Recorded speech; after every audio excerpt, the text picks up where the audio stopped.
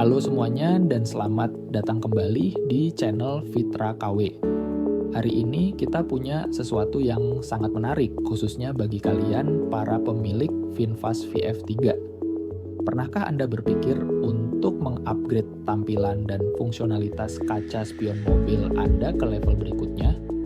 Di video kali ini kita akan membahas tuntas cara memasang electronic mirror cam canggih di VinFast VF3.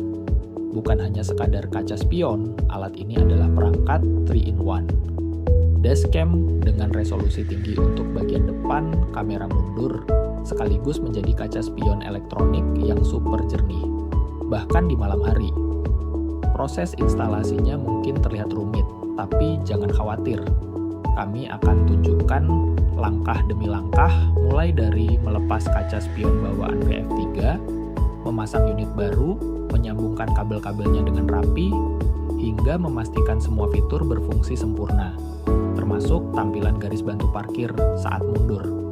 Jadi, jika Anda seorang teknisi atau bahkan penggemar DIY yang ingin meningkatkan pengalaman berkendara dengan VinFast VF3 Anda, pastikan tonton video ini sampai selesai. Jangan lupa siapkan catatan dan kopi Anda, karena kita akan langsung masuk ke detail pemasangannya.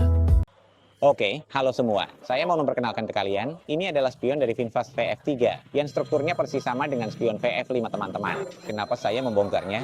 Jadi, saya mau berbagi ke kalian bahwa para teknisi sedang memasang kamera spion digital. Teman-teman, jadi saya juga akan langsung menjelaskan teknik-teknik untuk memasang spion ini.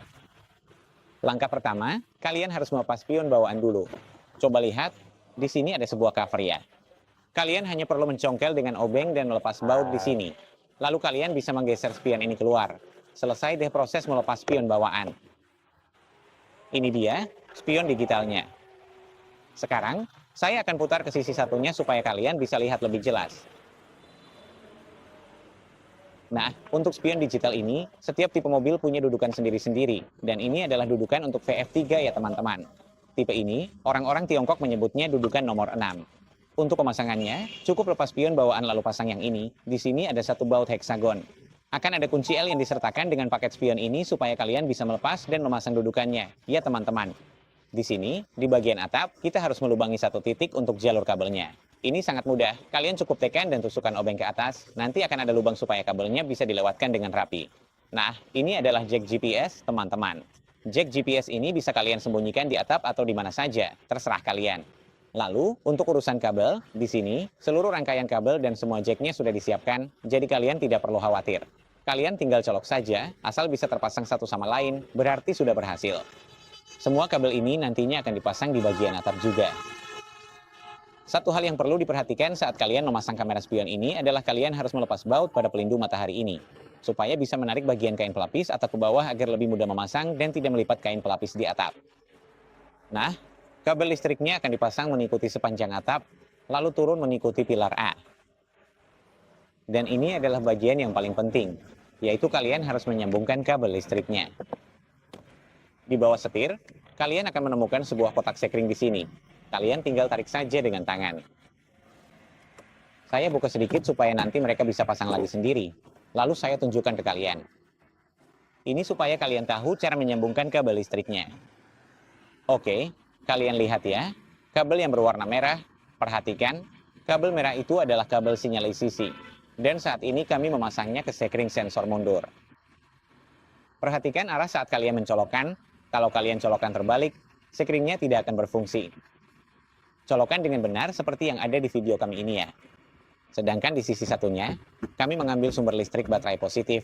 Itu disebut sumber daya terus-menerus dari lampu plafon. Tenang saja, dua sekring ini tidak akan memengaruhi operasional mobil. Jadi, bahkan jika terjadi korsleting pada dua sekring ini, kalian tidak perlu khawatir, tidak akan ada pengaruh apa-apa. Oke, untuk bagian kamera belakang, ada dua cara. Pertama, kita bisa menarik kabel melalui pilar ini, mengikuti plafon sampai ke belakang. Biasanya saya juga menggunakan cara ini. Atau kalian juga bisa menarik kabel lewat bawah, lewat lantai ya. Lewat lantai sini, diarahkan ke belakang. Nah, kalian bisa mengikuti jalur ini atau lewat bawah lantai ke belakang. Dan di bagian di penutup ini, kalian buka saja untuk saya. Ini kamu berani coba? Ya, di sini kalian lihat. Di sini akan ada satu poros karet. Kalian lihat poros karet itu? Jadi di poros karet ini kita akan melubangi. Buat satu lubang di poros karet ini ya, supaya jadi mengkilat. Lubangi poros karet ini untuk memasukkan kabel kamera ke belakang. Jadi jalur kabel kamera akan turun ke bawah seperti ini. Nah, jalur kabel kamera turun ke bawah dan kita akan bor satu lubang untuk mengeluarkan kabel ke sini. Lalu pasang kamera di sini. Intinya, jalur untuk keluar mobil hanya ada di posisi ini saja. Nah, teman-teman bisa pelajari atau kalau ada tempat lain, teman-teman bisa cari tahu. Tapi kalau saya akan melubangi satu titik untuk menurunkan kabel itu, supaya bisa pasang kamera di posisi mobil.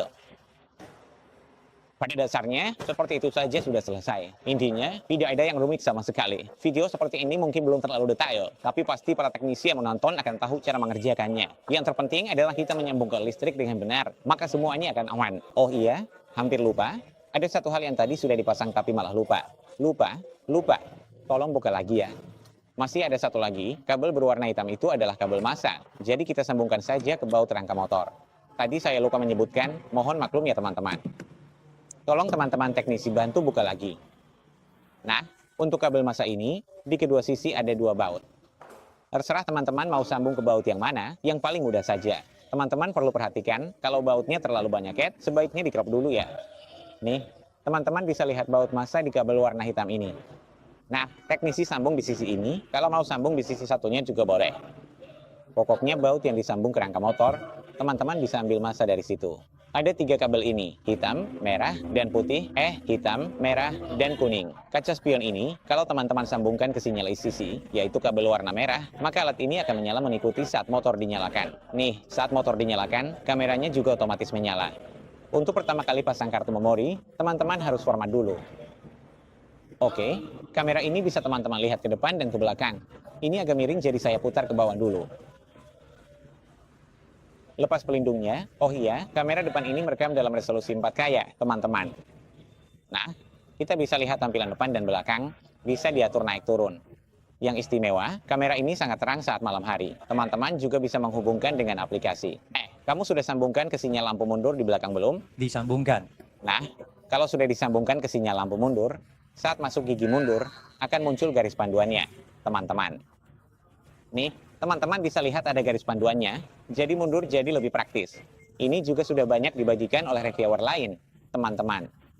Secara umum, menurut saya untuk VF3, teman-teman cukup pasang alat ini saja sudah dapat combo dashcam, kamera mundur, sekaligus jadi spion digital yang sangat berguna saat malam hari dan lain-lain.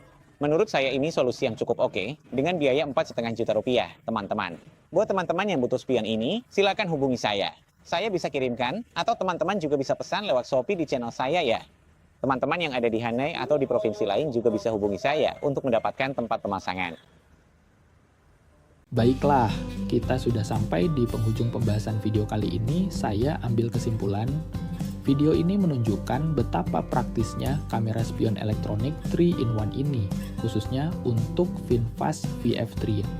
Kita bisa dapatkan fungsi kamera dashboard, kamera mundur, dan spion elektronik sekaligus. Pemasangannya mungkin perlu sedikit keahlian teknis, tapi hasilnya sangat memuaskan. Terima kasih banyak sudah menyimak video ini dari awal sampai akhir. Semoga ulasan tadi bisa jadi pertimbangan Anda. Saya Fitra KW pamit dulu ya. Tetap semangat dan sampai bertemu lagi di video-video menarik lainnya.